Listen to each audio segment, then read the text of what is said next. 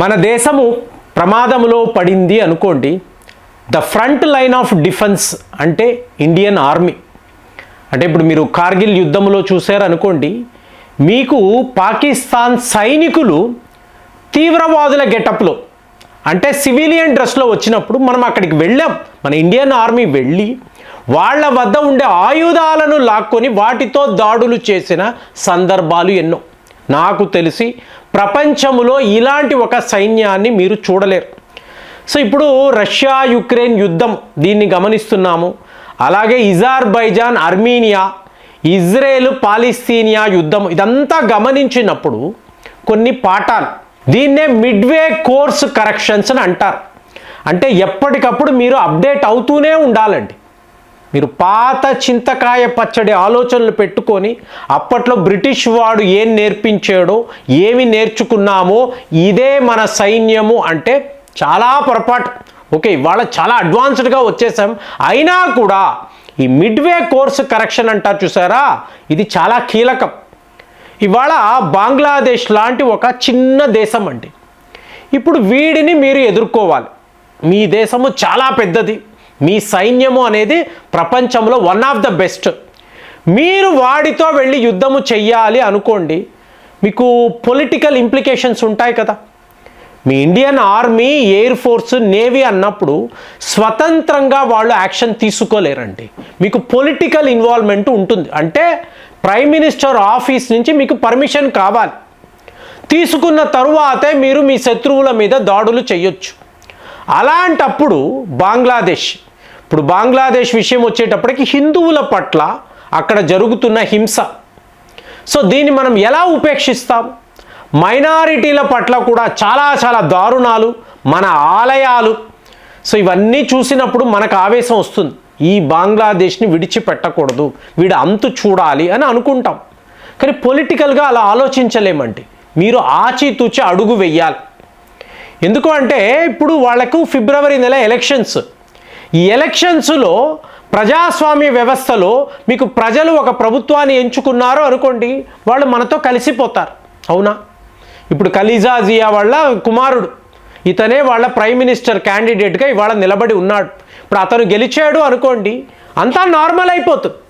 So ఇప్పుడు మనం ఒక మిలిటరీ యాక్షన్ తీసుకోవాలి. ఎంతసేపు మనకు వాడి దగ్గర మ్యాక్సిమం 40 ఫైటర్ జెట్స్ ఉంటాయండి. 2 రోజులు అన్నీ కూడా మీకు బూడిదైపోతుంది. సో ఇప్పుడు మనం ఎలా చూస్తాము, పాకిస్తాన్తో యుద్ధము అన్నప్పుడు మన వద్ద ఉండే అత్యుత్తమమైన ఆయుధాలను వాడతాం. ఎందుకు? ఇది పాకిస్తాన్ కోసము కాదు, అమెరికా, చైనా అక్కడ రెడీగా ఉంటారు. మరి బంగ్లాదేశ్ అన్నప్పుడు ఎవరు ఉండరు. సో మనము ఒక్కసారి ప్లానింగ్ చేసాము అంటే, ఒక మిలిటరీ యాక్షన్ అంటే 2 రోజుల్లో బంగ్లాదేశ్ దేశమే మీకు కనిపించదు. కానీ ఇక్కడ ఏంటి, ప్రజలు ఉంటారు కాబట్టి పొలిటికల్ సొల్యూషన్ వెతుకుతున్నాం. సో హిందువులు ఇబ్బంది పడుతున్నారు, కానీ పొలిటికల్గా అది ఒక దేశము కదా. సో ఆ దేశముతో మనము ఎలా డీల్ చెయ్యాలో ఆ పద్ధతిలోనే డీల్ చెయ్యాలని ఆగుతున్నాం ఎలక్షన్స్ కోసం. Next month elections. ఇంతలో చూడండి, బంగ్లాదేశ్ వద్ద అంటే వాడికి మ్యాక్సిమం ఒక లాంగ్ రోప్ ఇస్తున్నాము. ఇది మహమ్మద్ యూనస్, అక్కడ ఉండే తీవ్రవాదులు, వీళ్ళు ఎలా తీసుకుంటున్నారో తెలియదు, కానీ మనము మాత్రం ఒక లాంగ్ రోప్ ఇచ్చాము. లిమిట్స్ దాటేవు అంటే, సో దీనినే ఇంటిగ్రేటెడ్ బ్యాటిల్ గ్రూప్స్ అని అంటారు. ఇవాళ మనము రెడీ చేసాం. అంటే ఒక లెఫ్టినెంట్ జనరల్ ఆధీనములో 5,000 మంది విడి సైన్యం. అంటే ఇదంతా మనము రష్యా యుక్రెయిన్ యుద్ధంలో గమనించాం. 1,00,000 మంది ఒక దగ్గర ఉండడం వేరు. ఇప్పుడు మీరు LAC వద్ద చూడొచ్చు. కానీ ఇక్కడ ఏంటి, 5,000 మంది సైనికులు ఒక డివిజన్, ఇంటిగ్రేటెడ్ బ్యాటిల్ గ్రూప్. అంటే మౌంటైన్ స్ట్రైక్ కోర్ని అంటారండి. కోర్ అంటే అర్థం ఏమీ లేదండి, మనము శత్రువు యొక్క భూభాగంలోకి వెళతాం. అంటే ఒక టైప్ ఆఫ్ సర్జికల్ స్ట్రైక్, పాకిస్తాన్లోకి వెళ్ళి వాడిని కొట్టడం. సో అలాంటి గ్రూప్స్ను ఇవాళ PMO పర్మిషన్తో, ప్రధానమంత్రి పర్మిషన్తో ఇండియన్ ఆర్మీ ఇవాళ సృష్టించి పెట్టింది. ఇందులో 2 గ్రూపులు, 5,000 ప్లస్ 5,000. ఏంటండి 5,000 మంది ఏం చేస్తారు అంటే, 5,000 మందిలో మీకు ఇండియన్ ఆర్మీ, అలాగే ఆర్టిలరీ రెజిమెంట్ ఉంటుంది, ట్యాంక్ రెజిమెంట్ ఉంటుంది, ఎయిర్ డిఫెన్స్ సిస్టమ్ ఉంటుంది, ప్లస్ డ్రోన్లు. సో ఇది ఒక గ్రూప్ అండి. మామూలుగా ఇప్పుడు మీరు కార్గిల్ యుద్ధము, మన సైనికులు వెళ్ళారు, వీరోచితమైన పోరాటం చేస్తున్నారు. ఇంతలో మీకు ఇండియన్ ఎయిర్ ఫోర్స్ యొక్క అవసరము మీకు కావాలి. అటువైపు వెళ్ళి వాళ్ళని కొట్టాలి, కొండలు ఉన్నాయి. సో ఇప్పుడు మనం రిక్వెస్ట్ పెట్టాలి, ఇండియన్ ఎయిర్ ఫోర్స్కి రిక్వెస్ట్ పెట్టాలి, మాకు మీ సహాయము కావాలి, మమ్మల్ని ఆదుకోండి, ఇక్కడ మీ యొక్క సపోర్ట్ ఉండాలి అన్నప్పుడు పర్మిషన్ తీసుకొని అప్పుడు ఇండియన్ ఎయిర్ ఫోర్స్ విమానాలు కార్గిల్ కొండల దగ్గరికి వస్తారు, లేకపోతే వాళ్ళు రారు. ఇప్పుడు ఇక్కడ అలా ఉండదండి. ఇక్కడ మనకు కావలసిన ఏడిఎస్, ఎయిర్ డిఫెన్స్ సిస్టమ్ అని అన్నప్పుడే మీకు ఇండియన్ ఎయిర్ ఫోర్స్ కూడా ఉంటుంది. సో అలాంటి ఒక కొత్త రకమైన రెజిమెంట్ను మనం ఇవాళ సిద్ధము చేసాం. దీన్నే ఇంటిగ్రేటెడ్ బ్యాటిల్ గ్రూప్స్ అని అంటారు. దీనికి సంబంధించిన వివరాలు సైనికుల వద్ద మాత్రమే, మీరు లోకల్ మీడియాలో అక్కడ చూసారంటే ఎవరు మీకు క్లియర్గా చెప్పరు. కానీ ఒక ఇండియన్ సోల్జర్ని అడిగారంటే దీని యొక్క ప్రత్యేకత ఏమిటి, ఇది ఎలా పనిచేస్తుంది, దీని వలన మనకు ఉండే అడ్వాంటేజ్ ఏమిటి అంటే లిటరల్గా మనము బంగ్లాదేశ్ లోపలికే వెళ్ళిపోతాం. సో ఇప్పుడు వాళ్ళ ఆర్మీ ఏం చేయగలదు, సరెండర్ అయిపోవడమే.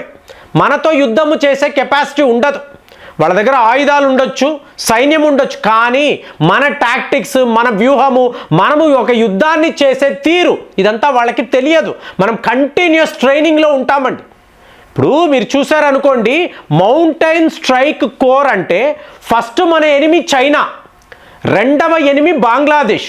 మరి చైనా వాడు అన్నారు అనుకోండి, ఎటువంటి అనుభవము లేని ఒక సైన్యం. సో ఇంతంత పెద్ద కొండల్లో ఆయుధాలు పెట్టుకొని ఇండియన్ ఆర్మీని ఎదిరించే కెపాసిటీ, ఆ ట్రైనింగ్ అనేది చైనా వాడికి ఎప్పుడూ లేదు. కాబట్టి వాడు మనతో కాన్ఫ్రంటేషన్ అనేది చెయ్యడు. వాడు అలాగా గాల్వాన్ వ్యాలీ టైపులో ఏదో చిన్నపాటి గొడవలు చేసి వెనక్కి వెళ్ళిపోతాడు. ఇక బంగ్లాదేశ్ అన్నారు అనుకోండి, సరెండర్ అయిపోవడమే. ఇప్పుడు అందరూ అడిగే విషయం ఏంటి, ఏమండి మనము వెళ్ళి అసీం మునిని లేపుకొచ్చేవచ్చు కదా, ఈ మహమ్మద్ యూనస్ ఎక్కువ తోక ఆడిస్తున్నాడు కదా, తోక కట్ చేసి భారత్లోకి తెచ్చేవచ్చు కదా అంటే పొలిటికల్గా చూస్తాం. సైన్యము వేరు, గవర్నమెంట్ వేరు. చెప్తున్నాను కదా, రేపు ఒక మంచి ప్రభుత్వం వచ్చింది. ఇప్పుడు షేక్ హసీనా ఉన్నారండి, ఎన్నేళ్ల పాటు ప్రధానిగా ఉన్నారు, అంతా బాగుంది కదా. బంగ్లాదేశ్తో మనకి ఎప్పుడూ ఎటువంటి ఇబ్బంది లేదు. మన జూనియర్ పార్ట్నర్ లాగా మనము ఏం చెప్తే, అమ్మా తీవ్రవాదుల విషయంలో ఇలా మీరు యాక్షన్ తీసుకోండి అంటే ఆవిడ తీసుకున్నారు. వాళ్ళందరినీ పట్టి జైళ్లలో పెట్టారు.